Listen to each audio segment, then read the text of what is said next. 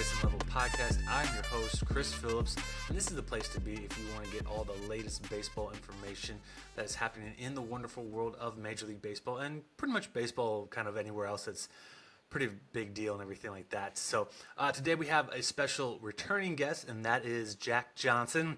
Again, Jack Johnsnon, who covers the Kansas City Royals, and not Jack Johnson, the famous musician. But Jack, welcome back to the show. Hey, thanks for having me on. Always a blast to join you guys. Awesome. So we'll kind of jump right into it. Royals making a little bit of headline news yesterday in the trade market. Let's start off with that Kyle Wright for Jackson Kowar trade. Give us your thoughts and reactions and everything on that. Yeah, I think a lot of people here in Kansas City were pretty excited to see the Royals just be so transactional yesterday. And a move like this for Kyle Wright, there's no guarantee that he comes back fully healthy in 2025, because that's the move that they're trying to get here. He's going to miss all of 2024, but back in 2022 he led the major leagues in wins, and I don't think anybody would have believed that Jackson Kowar could get that type of talent in return. Now, does that talent ever come back?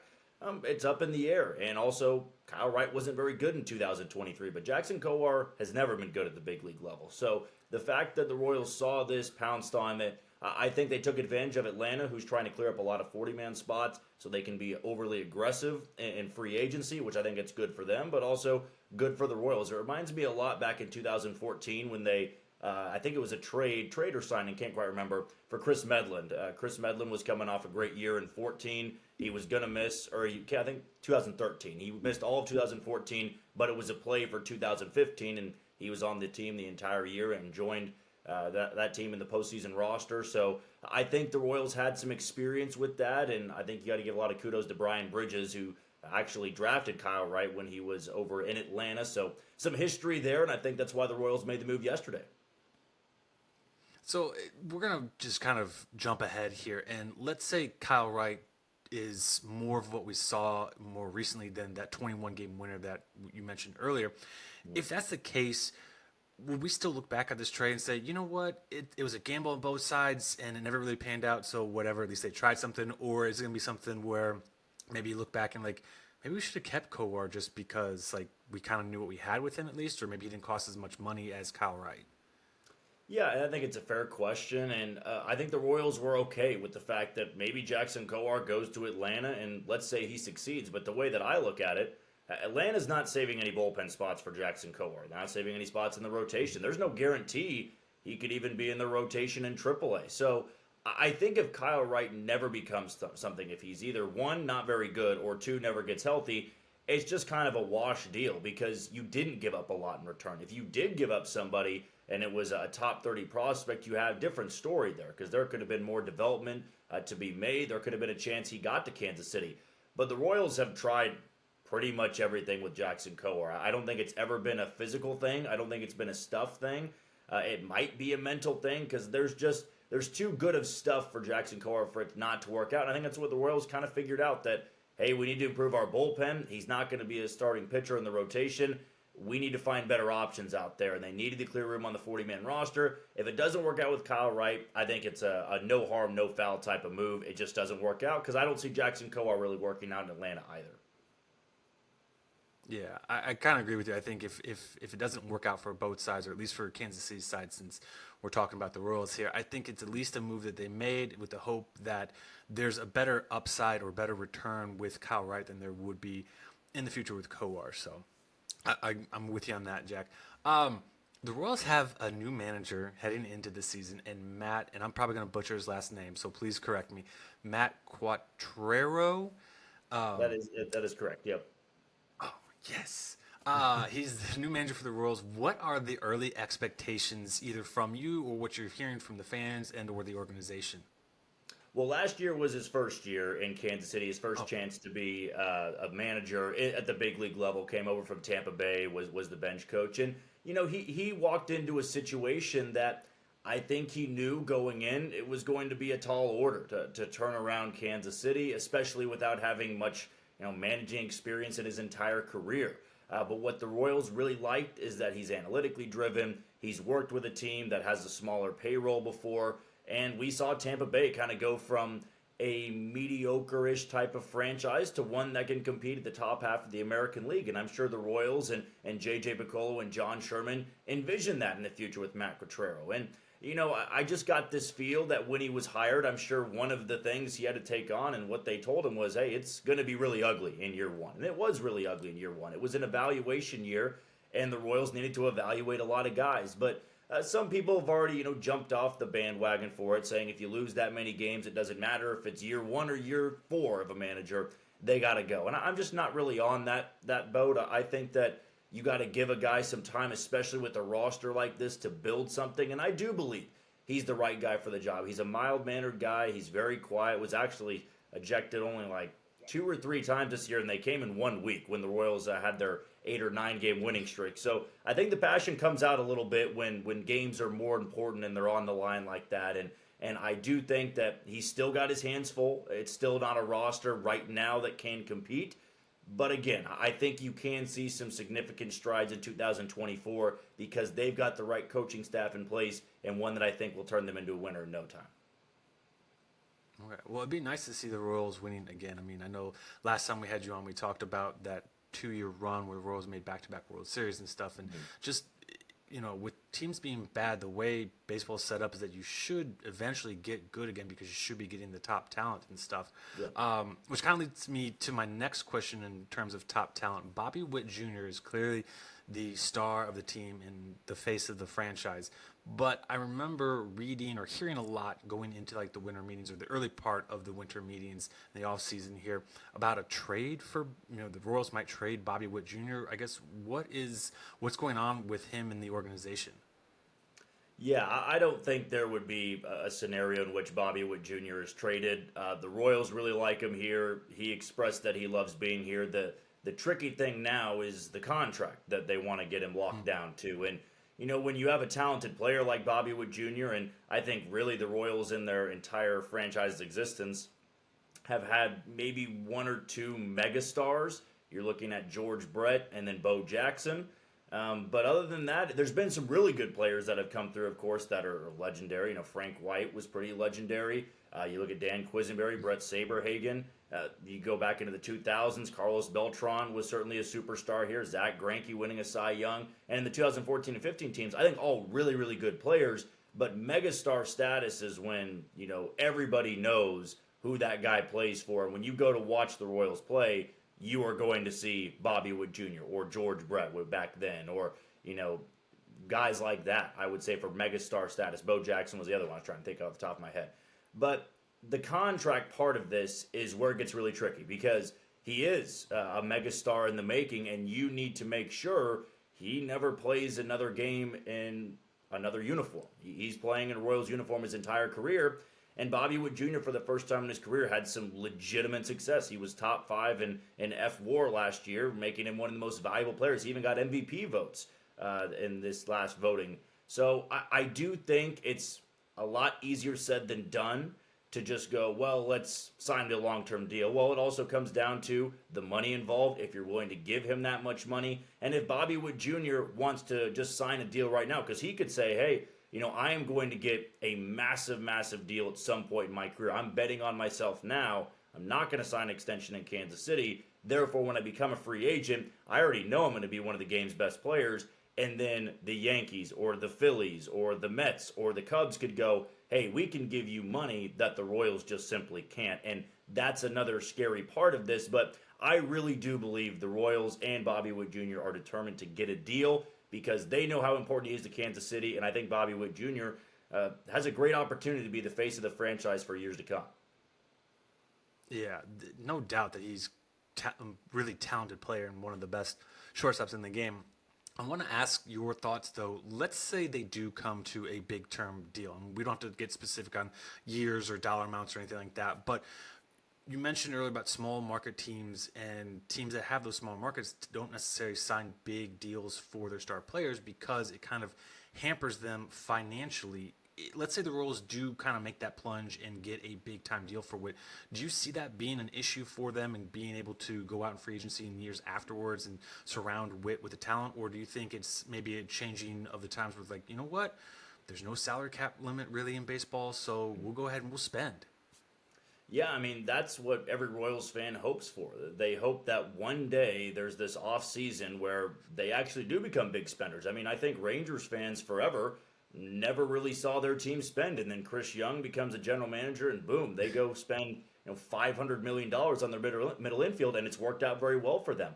I don't think the Royals ever get to that, but I think a lot of fans are going, man, just do something that can resemble modern day baseball now. Because we've seen now small market teams give big time contracts. Now, a lot of the times for smaller market teams, you're giving the 8, 9 year deal to a guy that maybe he even hasn't had his big league debut yet. I remember the White Sox did that with Eloy Jimenez and Luis Robert. They just banked on they were going to be superstars. And kind of the same thing with the Diamondbacks and Corbin Carroll. They banked on what he could become, and now it really works out for them. The Royals decided to wait and see there, which could come back to bite them, but it's still very much a possibility to give him that big time deal. And I don't think it would financially restrain them in the future. If anything, it shows me that, hey, if they're willing to give that type of money to your superstar, a little part of that and why I think Bobby Witt Jr. would sign there is also knowing, well, I want to make a lot of money, but I also want to know I'm going to be competing in the postseason. And if they give him a long-term deal, that's when you start going all in to try to win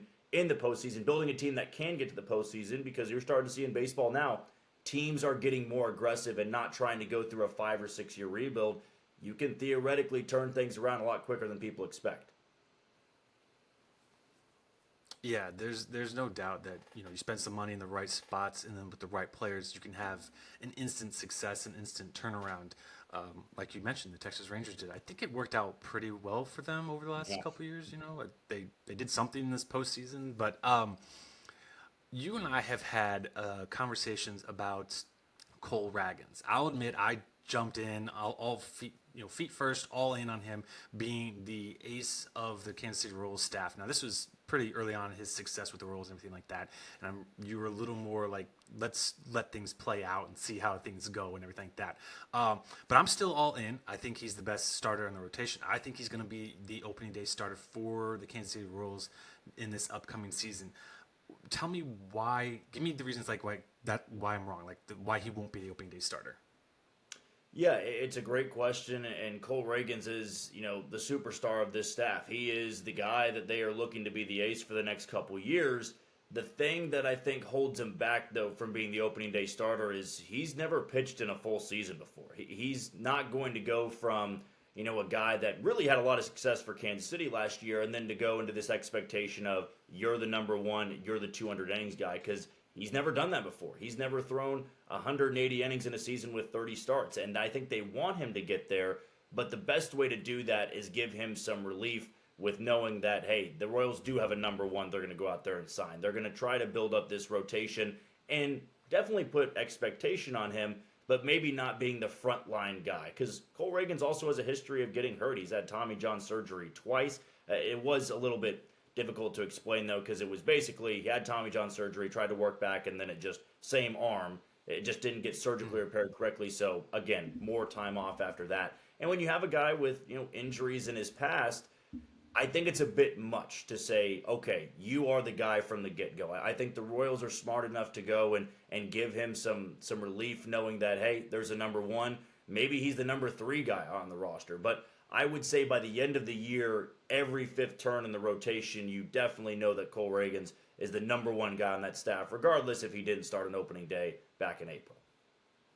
Okay, all right. Well, you know the Royals better than I do, so I will defer to your judgment on that. I, for one, am looking forward to next year with him and hoping he can keep building on the success he had this past season. Another player that was having a really good year, unfortunately, until injuries struck, and that's Vinny Pasquantino. What's the latest on his recovery from his right shoulder torn labrum? Yeah, I mean, he's pretty much back to 100% now. He's been posting some videos, taking full swings. Doesn't seem to be any hiccups there. And I think Royals fans can expect him going into spring training as completely healthy. I mean, this was unfortunate last year, but I kind of compare it to when Salvador Perez had his Tommy John surgery before the 2019 season, I believe it was. Like, everybody knew the Royals were not going to be that good that year.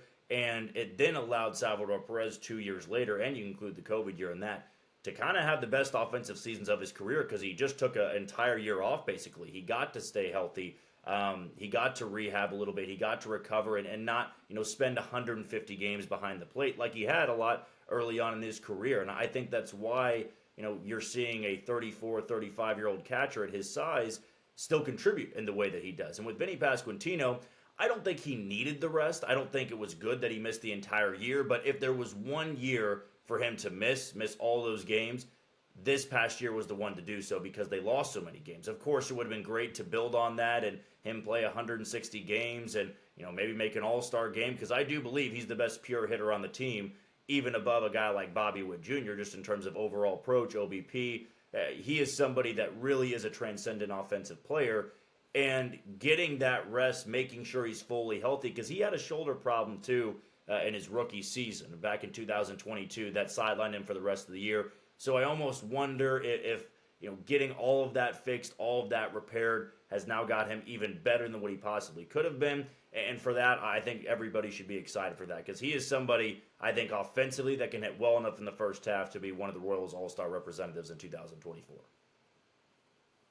Yeah, he was having a really strong season, and I remember checking his numbers and stuff, and I'd heard the hype and everything for his pedigree, and so when he was kind of backing it up this year, I was like, that's awesome, great to see him living up to the hype. So you did mention about Salvador Perez and his injury and everything that he had back then, but I want to fast forward here. What is the future going to hold in store for Salvador Perez and the Kansas City Royals, Jack? Well, I think a lot of it comes down to his contract and his 10-5 rights. And I think the Royals want Salvador Perez to retire a Royal. I think Salvia wants to retire a Royal. But they also need to evaluate, where they are competitive-wise and if Salvador Perez playing every single day in that lineup is beneficial to them. Because last year, he at times was a black hole in that lineup. I mean, he was somebody that was very highly paid, and he wasn't giving you the numbers you expect when you're that highly paid. And it is starting to become a problem that, the injuries are beginning to pile up. It's not just one thing reoccurring, it's a lot of different injuries. And, he's somebody that can't really be productive behind the plate anymore, so then he's just a DH. So you're kind of overpaying for a DH in that spot. And the 10-5 rights, again, you factor that in, and he can basically veto any trade if the Royals decided to move on from him. And I think they are going to entertain that idea coming up here at the winter meetings, because they did try it at the trade deadline back in July, and Salvi was willing to waive those rights. I don't know how much the Royals would have had to pay for his contract there, because that's going to be the tough reality. But if you trade Salvador Perez, you're probably going to be taking on a chunk of that contract if you want a pretty good return, because I don't think any team's going to want to take on Salvador Perez at his age and that contract and give up prospects in a deal like that. And I'm not sure what was in line. Maybe it was Miami, maybe it was Chicago, because those were two teams that had interest in Salvador Perez. But I'm sure that there will be a time they revisit it this offseason, because Freddie Fermin was pretty serviceable behind the plate and at the plate offensively last year. So he, to me, could be somebody that is shopped this coming winter. Yeah. So true or false here, Salvador Perez was going to be in the starting lineup for the Kansas City Royals in 2024. Yeah, that I would probably say true for now, because I think the Royals are going to entertain trade opportunities, but at the end of the day, I just don't know if they're going to get the offer they're expecting. And at the same time, if you do trade Salvador Perez, excuse me, you are trading him at a low value. I mean, he's coming off a bad year, missed a lot of games. You want to hope that he hits really well in the first half, and then you can revisit that maybe at the deadline in 2024. Sure. No, that makes sense. And yeah, it'll be interesting. I mean, winter meetings and off seasons, I guess some things can be a little crazy, stuff we don't necessarily think would happens and stuff. So maybe a team that's trying to go for it, like the Mets, maybe they decide to get crazy and go for, a big deal. But yeah, it'll be fun to see what happens with him. And yeah, it'd be kind of with you. I'd like to see him retire as a Royal, because he's done so much for that organization. Moving forward, though, there are a few younger players that have at least shown some MLB quality and production, and those guys I'm kind of talking about, or at least want to highlight, are, and I'm going to try and say their names correctly again, Mikael Garcia, MJ Melendez, and Nelson Velasquez, excuse me. They're what do you think their futures are? Do you think they are going to be reliable stars? I'm not necessarily saying like all stars or anything, but guys that you can pencil in, like, yeah, they're a good quality starter, or are they going to be more on the, hey, they're a guy that comes off the bench for the Royals? Yeah, I think starting with Michael Garcia, he's arguably the best defending third baseman in all of baseball. He had plus 15 and outs above average, so he's shown that. I mean, he can really hold down that spot. He was a shortstop his entire career, played a little bit of second base, but the Royals made him change to third base, and he picked it up smoothly. I mean, he has been a guy that has been great over there. I think the Royals are really excited about him. I think the goal this offseason is to beef up a little bit, because if you're making that transition from short to third, you might want to expect, 10 to 15 home runs rather than just 2 or 3 like he gave you last year. But his defense is so good over there, just offensively be a little bit above average, and you're a very valuable player. As for Melendez and Velasquez, MJ, I think he had a really good second half. He was not good at all in the first half, but he fixed some things at the plate, got with their hitting coach and Alex Zumwalt, and they fixed and altered stuff about his stance and his hand placement, and that really made him excuse me, a very above average hitter in that lineup, the middle part of that lineup. And that was really good to see, because they threw a lot at MJ in 2023. He was catching to begin the year, then they made him switch to right field, and they made him switch to left field, and that's a lot to put on a player when they're just trying to find footing at the plate in general. And once he kind of got comfortable in left field, it wasn't great defensively, but when he could just focus on one spot, you saw offensively him get a little bit more confidence. So I think he's actually primed to have a pretty good year in 2024, assuming they can keep him in left field and assuming he can carry on those numbers from the second half. And as for Velasquez, it was a really good pickup. At the trade deadline, they shipped off Jose Cuas to Chicago, and that's what you do. You trade relievers and try to find guys you can pencil into your lineup. And Nelson Velasquez was somebody that brought a lot of pop to that lineup. I think he ended up with, might have been 14 or 15 home runs with the Royals. It was an absurd amount in such a short time. Defensively, I don't think the Royals view him as somebody that's going to be a cornerstone piece in right field. I still think he needs to prove a lot, but I would expect at this point in time him to kind of be that DH and maybe rotate in with the outfield, but I think you could see him for about 120, 125 games next year. I don't think he's going to have that same power surge that he had in 2023, just because pitchers adjust to you. They know what you can hit, they know what you can't hit. And for him, his splits were completely opposite. When hitting fastballs, he was one of the best fastball hitting guys on the team, but when you gave him off-speed pitches, he rarely put it in play. He was a big strikeout guy, and for him, it's going to come down to, can you spit on those pitches and then wait for the fastball on the 2-1 count, the 3-1 count. But there is some potential in there. There's a lot of power there, and I think the Royals like him a lot. The way you describe Velasquez and conjuring up images of Pedro Serrano there. I mean, you need to get Joe Boo over here to talk to him and work some magic on Velasquez's swing. Yeah. Melendez, real quick, you mentioned like how he's probably going to be the starting left field, or at least a majority of his time in left field. Is it pretty much all done with him being behind the plate now? Yeah, I think the Royals made that decision, and they knew when they moved in the outfield, hey, this is the end of the line for him behind the plate. And he was improving, and he worked really hard in the offseason last year to improve his framing skills, how he was setting up. And I think we saw a lot of positives in the first part of the year. But the Royals also knew, okay, what's our plan with Salvador Perez? Freddie Fermin was somebody they wanted to get, not every day at bats, but consistent at bats. And he was better behind the plate than MJ Melendez. So they knew MJ was athletic enough. He had a great arm. He's got a cannon for an arm. And they said, well, maybe we can transition him to the outfield, because nobody else can make that transition. You can't put Salvi anywhere else. Freddie Fermin can't go anywhere else. So, yeah, I think they looked at MJ's makeup and said, this is a really athletic guy, and he can make that jump. So his days catching, I think, are numbered at this point. It would really take a drastic change, like trading Salvador Perez and then going out there and acquiring an everyday player for left field and right field, because that would force MJ to go back behind the plate, assuming he'd still be on the team at that point. Because if they made moves like that, I imagine they are moving on from MJ Melendez. But as of right now, yeah, he's locked in for left field. Okay, all right. Well, wishing him the best of luck too, and for all those who play fantasy baseball out there, that I guess they're going to be hoping that he can still get that C qualification next to his name, so you can have him be the catcher, but not actually catch in real life. But we'll see. Royals have some prospects who in their farm system who do you believe is going to be the next one that comes up to the Royals? And that could be coming out of spring training, or that could be a call-up in season. Who's the next guy? I would say if there was a rookie to make the team on the opening day roster, I'd say maybe Will Klein. They just added him to the 40-man roster, was the lone representative in the Futures game last year for the Royals.